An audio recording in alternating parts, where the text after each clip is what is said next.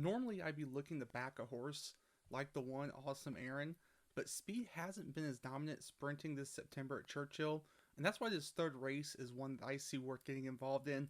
We have plenty of early runners we can now toss from win contention. Now, the race 3 back on June 14th for the one, it's what's scary, but I want to remind you that was at the same class level as today. He was right up on the pace early before fading to finish third in that event. He still did not win. I want you to keep that in mind. Speed hasn't been holding.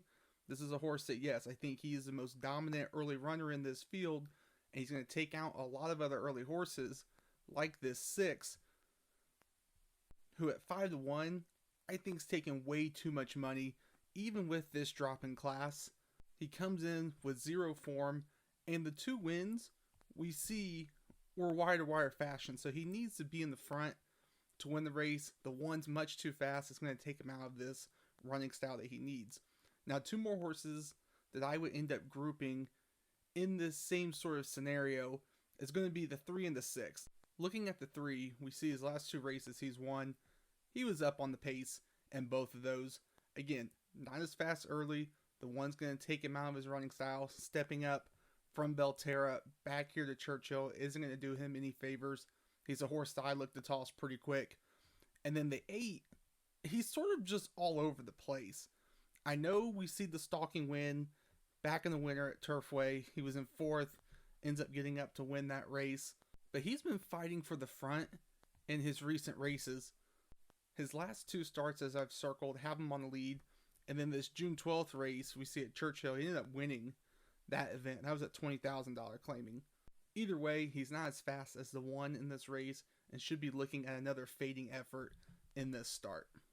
We're now left with the 2, 4, 5, and 7.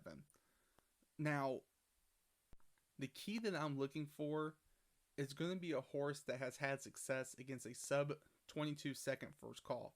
That's what we're projecting in here today with the 1, so that is going to be a must before we back a runner. The 2, Fit to Fly, comes in off a pressing win, and we see that was against a 21 4/5 first call. The obvious knock is going to be that was against Les at Horseshoe Indy. He's coming in here to Churchill Downs, much higher class of racing. He fits what I'm looking for, but I would be cautious also with him moving up in class off of that win. This is a clear shot they're looking to take with a horse that's in form. Now, jumping over the 4, we'll touch on him a little bit later. The 5 will be a quick toss off of how I look to handicap these races. His form is pretty much gone.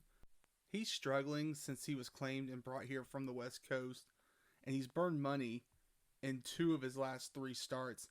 He does have a win back here on March 3rd of a sub 22 second first call. He was able to press in that win, but the form just isn't there for me to say he can compete against this field today. Have to eliminate him. And then the 7, I Got No Money, isn't the worst favorite I've seen, but he also isn't a lock. He falls into that category of having to watch the board. 5-2, I think that's more than fair on him. 2 races back is what makes him competitive in this spot. You see 21 4/5 seconds at the first call. He was in 3rd at the first call, cut into the beaten lengths, took over in the stretch before being caught to finish 2nd by a head. His start last time out, I'm going to draw a line straight through it. That was in the mud. He wants nothing to do with the mud. He needs a fast track. He was cooked before the gates even opened. I will never hold that against a horse. But with that being said, I'm not a weather person, but there is this hurricane that's supposed to be coming up through the area. Depending on how much Louisville gets, he could be facing the same sort of scenario as he did in that August 18th race at Saratoga. Who I'm looking at, though, is going to be the 4, Global Stage. And let's work from his maiden win up. The maiden win here in April at Churchill, 21 1/5 seconds to the first call, was in 4th, and then made up positioning and beaten lanes at each call in that win. Obviously, next start takes a shot as expected and runs bad. Then drops in class to $30,000 claimers, not winners of 2. You see, same sort of thing. Was in 4th, made up ground and beaten lanes at each call to win that race. He was claimed down there, moved back up to starter allowance at Ellis Park, and you see this was an absolutely paceless race, and he takes it essentially gate to wire. Then, last time out, Against allowance level runners, clearly much too high for him. I'm going to go ahead and draw a line straight through that because we don't need to look at that. We know that is not his class level.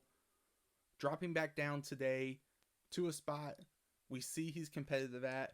He has a win against the sub 22 second opening quarter mile and should have plenty of speed ahead of him today to press into. This 8-1 would be an absolute gift in this race on a horse that has more than enough upside on him.